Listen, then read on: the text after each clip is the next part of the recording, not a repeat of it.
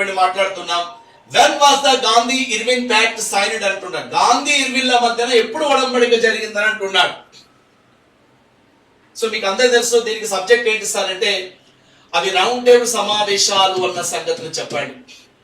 అవి round table సమావేశాలు మొత్తం 3 జరుగుతాయి లండన్ లోని జేమ్స్ ప్యాలెస్ అనే దాంట్లో అని చెప్పండి.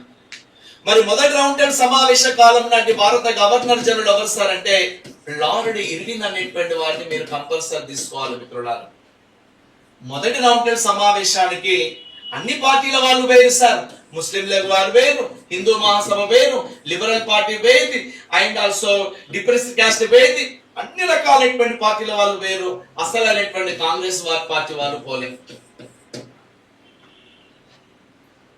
ఇప్పుడు అసలు మెయిన్ రాకపోతే మరి ఏదైతే సక్సెస్ కాదో అసలైనటువంటి భారత జాతీయ కాంగ్రెస్ పార్టీ సమావేశానికి రాకపోవడం వల్ల చర్చలు పెద్దగా సాగలేదు. కాంగ్రెస్ పార్టీ వచ్చేటట్లుగా నువ్వు చేయాలి అని చెప్పి ఆనాటి England prime minister Ramsay MacDonald అనేటువంటి వాడు ఆనాటి భారత గవర్నర్ జనరల్ అయినటువంటి లార్డ్ ఇర్విన్ అనేటువంటి వానికి ఏం చేసినట్టే ఒత్తిడి తెచ్చింది బిడ్డ. కాబట్టి లార్డ్ ఇర్విన్ ఒడంబడిక ఎప్పుడు జరిగిందంటే మాత్రం మీరు answer will be goes to 100%. 1931 March 5th అన్న సంగతిని మాత్రం మీరు కంపల్సరీ చెప్పాల్సిందే సార్. సో ఇర్విన్ ఒడంబడిక అనేటువంటి పేరుతో పిలుస్తుంటారు. దాన్నే మీరు ఏమంటారంటే ఇర్విన్ ట్రీటీ అనేటువంటి పేరుతో చెప్పండి మిత్రులారా.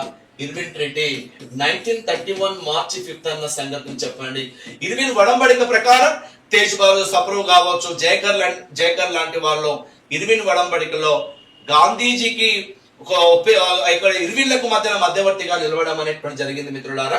1931 మార్చి 5వ తారీఖున ఇర్విన్ ఒడంబడిక ప్రకారం గాంధీజీ 2వ రౌండ్ టేబుల్ సమావేశానికి వెళ్ళేటందుకై ఒప్పుకున్నాడన్న సంగతి చెప్పండి. ఇర్విన్ ఒడంబడిక సారాంశం ఏంటి సార్ అంటే ఈ ఒప్పందం ప్రకారము మహాత్మా గాంధీ 2వ రౌండ్ టేబుల్ సమావేశానికి లండన్ కు వెళ్ళాడు అన్న సంగతిని మాత్రం మనం కంపల్సరీ చెప్పాలి.